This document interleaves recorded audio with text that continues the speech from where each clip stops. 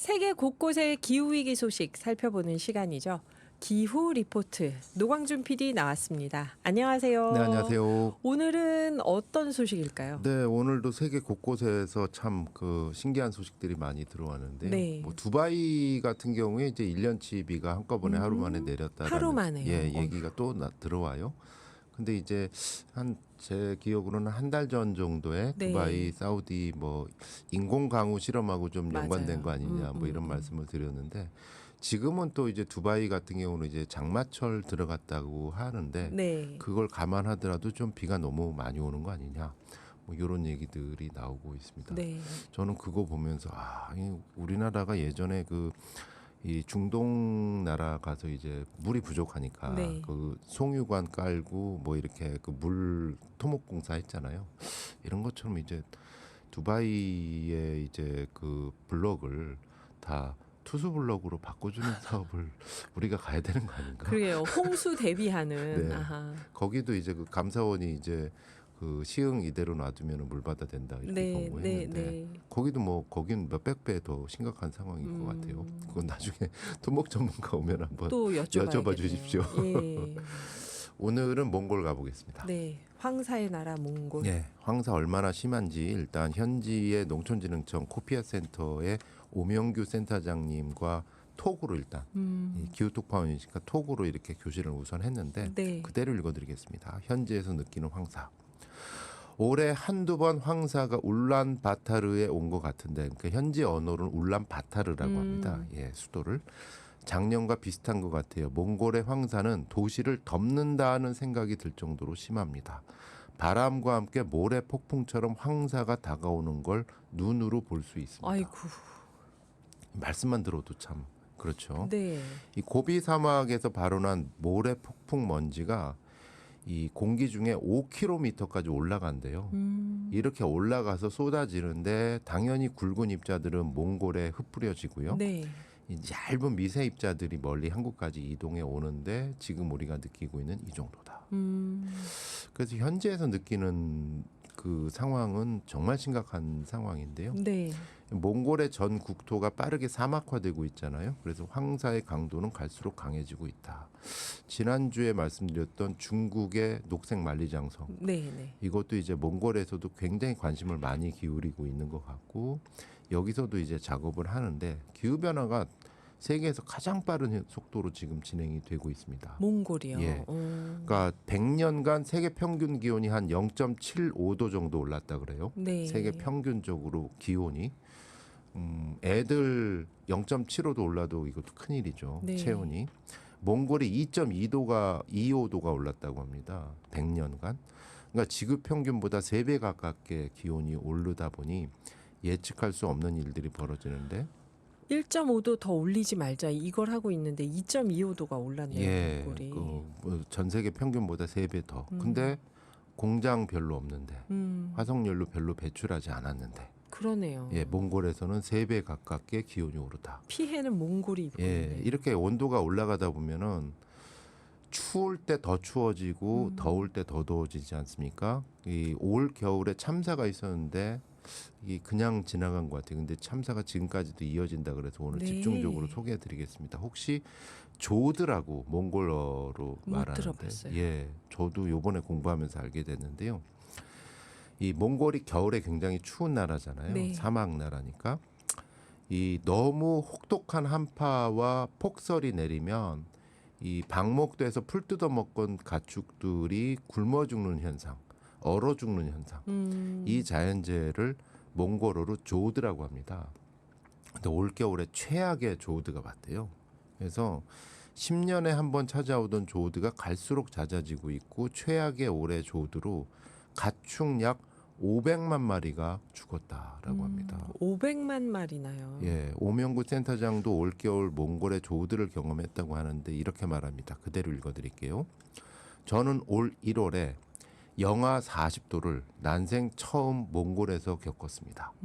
겨울 한파와 폭설은 가축들의 생존을 어렵게 하고 있습니다. 외교부 통계에 따르면 몽골 국토의 80%가 올겨울에 조드 또는 조드 위험 지역으로 분류가 되고요. 네. 유엔 발표에 따르면 1월 달에 몽골에서 연간 평균치의 2배에 달하는 폭설이 내리면서 도로가 끊겨서 13,500가구가 고립됐고 한파 피해는 5월까지 이어질 전망이다. 5월까지요. 문제는 이게 기후변화 때문에 조드가 갈수록 심해지고 그 횟수도 늘어나는데 현지에서 조드는 흰 조드가 있고 철 조드가 있대요. 네. 흰 조드는 한마디로 눈이 너무 많이 와서 가축들이 마른 풀을 뜯어먹지 못한다. 네. 이런 게 흰 조드고요. 철 조드는 아마 지금 가축들 참상 그 현지에서 나온 사진 보이는 라디오에 아마 나올 겁니다. 철 조드는 쭉 내려갔다가 영하 40도까지 내려갔다가 또 따뜻하게 풀렸다가 또 내려갔다가 풀렸다가 이렇게 되면은 초지가 얼음으로 완전히 뒤덮여요. 그래서 얼음 때문에 풀을 또 뜯어먹지 못해서 못하고. 또 굶어 죽고 얼어 죽고. 네. 근데 요번 조드는 흰 조드와 철 조드가 두 개가 같이 왔다. 아. 그리고 3월에도 유례없는 폭설이 내렸다. 이렇게 되다 보니까 가축들의 피해가 정말 그 500만 마리 추산으로 상상할 수 없는 네. 가축이라고 할 수가 없는 거예요. 동물들이죠. 그러니까 초지에서 풀을 뜯어먹던 동물들이죠. 그리고 유목민족이다 보니까 이 고기를 많이 먹기 때문에 네. 또 동물들을 많이 키웠는데 오명규 센터장님에 따르면 눈이 쌓이고 또 쌓여서 얼음처럼 두터워지니까 이 마른 풀을 먹어야 되는 가축들이 앞발로 눈을 막 헤집고 풀을 필사적으로 찾다가 결국은 굶어 죽다. 아이고. 이런 일로 그리고 그 위로 또 눈이 또 또 덮어버렸다. 내리고. 얼고.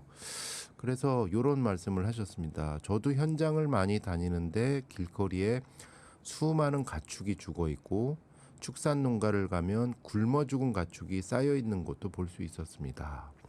사람이든 동물이든 굶어 죽는 것만큼 비참한 게 있겠습니까? 그래서 협력 사업 농가 가축만이라도 굶어 죽게 하지 말자고 다짐했었습니다. 이렇게 이제 톡을 보내주셨습니다. 네. 예, 가축 피해는 식량 피해로도 또 이어지고 있고요. 일부 지역에서는 이렇게 되다 보니까 가축들이 계속 굶어 죽다 보니까 큰 가축이라도 이 살리려고 약한 가축을 도살하는 일부러 도살하는 경우도 있다고 합니다. 개체수를 줄이려고요. 예. 아이고. 그래서 5월까지 조드 피해가 이어질 것으로 예상이 되고 있는 가운데 이 농촌진흥청 코피아 센터에서는 협력 농가들한테 마른 풀 또 발효 사료액을 우선적으로 지원했다고 합니다. 네. 자세한 내용은 조만간 오늘의 기후 그 몽골 현지 전화 인터뷰를 통해서 전해드리도록 하겠습니다. 네. 꼭 직접 말씀을 들어봐야겠네요. 이걸 어제 그 남종영 그 동물 전문 기자님, 네네. 예, 전 한겨레 신문 기자이시고 지금은 이제 환경 작가. 환경 작가로 활동하고 계신. 네. 그러니까 동물의 관점으로 보니까 또 북극곰이 또 네. 다르게 보이잖아요. 그런 것처럼 저희도 만약 어디선가 아무리 그 외떨어진 나라라고 할지라도 먼 나라라 할지라도 500만 명이 한꺼번에 죽었으면 큰일이죠, 이거는. 거의 전 세계 언론이 한 2달, 석 달 정도 계속 이렇게 얘기를 했을 했을 텐데. 텐데 동물 500만 마리가 죽어가고 있었는데 나는 왜 몰랐을까? 그렇죠. 저도 오늘 처음 듣습니다. 이 네, 뉴스를. 그래서 사실 이게 1월 달에 극심했고 3월에 한번 또 쳤고 5월까지 조드 피해가 이어질 것으로 보이는 것 같은데 하여튼 요 상황에 대해서 이게 또 요즘에 올해 최악이고 요즘에 자주 일어서 그렇지 예전부터 없었던 현상은 아니다라고 하거든요. 네. 그러면은 도대체 이거는 어떻게 해법을 적용을 찾아야 해야 되는가? 네. 가축 수요는 계속 늘어날 거라 그래요. 몽골도 경제 GDP가 올라가면서 올라가고요. 네. 축산물에 대해서 계속 올라가는데 도대체 이걸 어떻게 풀어야 될까? 이것에 대해서 좀 더 추가 취재를 해서 향후에 좀 말씀드리도록 하겠습니다. 네. 두 번째는 어떤 뉴스인가요? 두 번째 또 다른 이제 이미지가 보이는 라디오에 뜨는데요. 네. 경기도 소식입니다. 오늘부터 경기도 기후 변화 주간이 시작됩니다. 경기도 기후 변화 주간이요. 예, 그러니까 4월 22일 다음 주 월요일이 지구의 날이잖아요. 네, 네. 예, 이걸 계속 말씀드리는 이유는 지구의 날 자체가 어떤 관공서에서 만든 것도 아니고 또 셀럽이나 어떤 과학자들이 만든 것도 아니고 네. 평범한 시민들이 만들어서 엄청난 성과를 미국에서 거둔 날, 얼스데이. 그래서 그 미국에서는 얼스데이를 해피얼스데이, 승리의 날이라고도 얘기를 하는 게 70년대 미국이 보수 진보로 완전히 분열돼 있다 그래요. 네, 네. 월남전 전쟁도 있고 그래서 근데 지구의 날을 시민들이 전 국민 캠페인으로 이루어지니까 진보하고 보수 또 노사가 같이 통합적으로 미국을 하나로 묶는 국민운동으로 발전이 됐고요. 실제로 그 전까지는 외면되고 있던 각종 환경법이 네. 다 통과가 됐다 그래요. 그 시민 운동으로 이제 지구의 날을 기점으로 해서 네, 네. 예를 들어서 논란만 거듭하던 살충제법이 통과. 그러니까 미국하면 농약의 나라잖아요. 그렇죠. 다국적 농약 기업들이 있는 그 나라에서 미국 환경보호국이 만들어졌고 살충제법이 통과하는 등 시민들에게 승리의 역사로 기록되는 날인데 레이첼 카슨의 침묵의 봄이 생각나네요. 그것도 여기서. 이제 한 몫을 했죠. 예.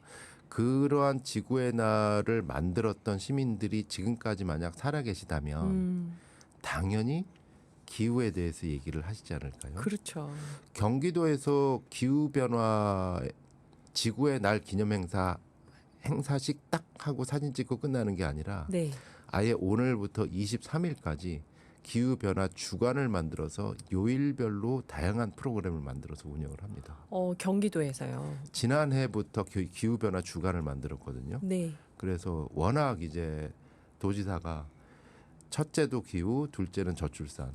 첫째가 저출산, 둘째가 기후. 이런 식으로 이제 관심 사항이 명확하니까 네, 네.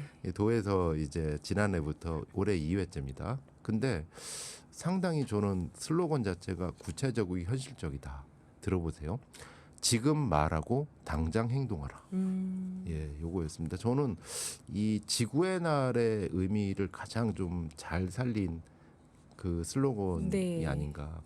이것을 공무원들이 만들었단 말인가 하는 생각들은. 수준 높아요. 경기도 공무원분들.